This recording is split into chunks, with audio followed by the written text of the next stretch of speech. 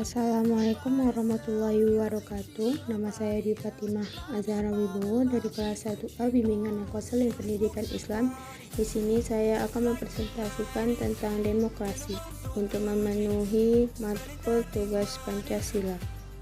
Yang pertama, pengertian demokrasi. Demokrasi berasal dari kata Yunani yang berarti demokratia, yang artinya kekuasaan rakyat. Demokratis ini terbagi menjadi dua, yaitu demos dan kratos. Demos berarti rakyat dan kratos berarti kekuasaan. Selanjutnya, demokrasi meliputi keadaan ekonomi, budaya, serta sosial, di mana dapat diartikan bahwasannya demokrasi ialah sebuah konsep yang mana setiap warganya memiliki hak yang seimbang, serta setara tentang pemilihan atau penuntutan dari sebuah keputusan. Selanjutnya, macam-macam demokrasi. Demokrasi terbagi menjadi dua. Yang pertama, demokrasi aspirasi rakyat dan demokrasi prinsip ideologi, di mana demokrasi aspirasi rakyat terdiri dari demokrasi langsung, demokrasi tidak langsung. Demokrasi langsung yaitu berarti mengikut sertakan warga negara dalam musyawarah untuk kebijakan negara seperti pemilihan umum. Sedangkan demokrasi tidak langsung yang berarti dengan cara mewakili seperti pembuatan undang-undang. Demokrasi prinsip ideologi terdiri dari demokrasi liberal, demokrasi rakyat, dan demokrasi Pancasila.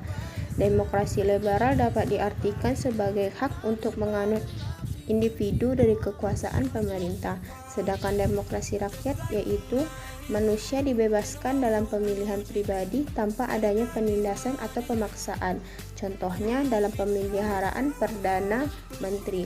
Selanjutnya, demokrasi Pancasila dapat diartikan sebagai kedaulatan rakyat dalam penyelenggaraan pemerintahan berdasarkan Undang-Undang 1945. Selanjutnya, bentuk-bentuk demokrasi. Menurut Torres, demokrasi dapat dilihat dari dua aspek. Yang pertama, formal demokrasi dan substansi demokrasi. Formal demokrasi dapat kita lihat dalam pelaksanaan demokrasi di berbagai negara.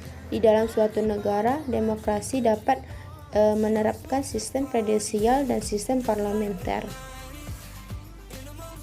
Selanjutnya, implementasi demokrasi di Indonesia. Perkembangan di negara Republik Indonesia terbagi menjadi 4.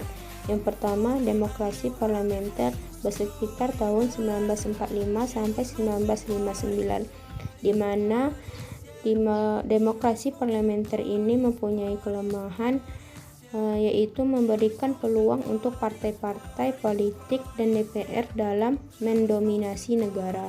Yang kedua, demokrasi terpimpin bersekitar tahun 1959 sampai 1965.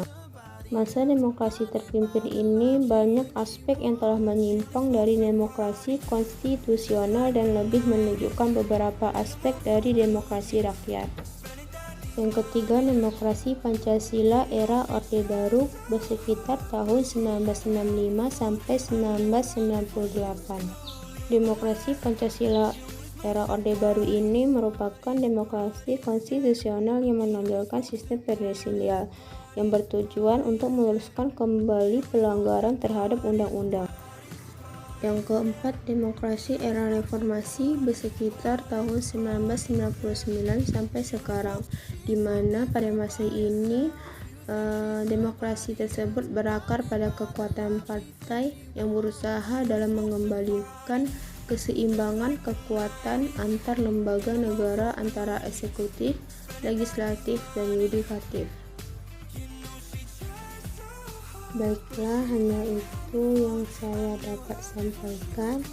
Apabila terdapat kesalahan, saya mohon maaf. Sekian dari saya, terima kasih. Saya akhiri. Wassalamualaikum warahmatullahi wabarakatuh.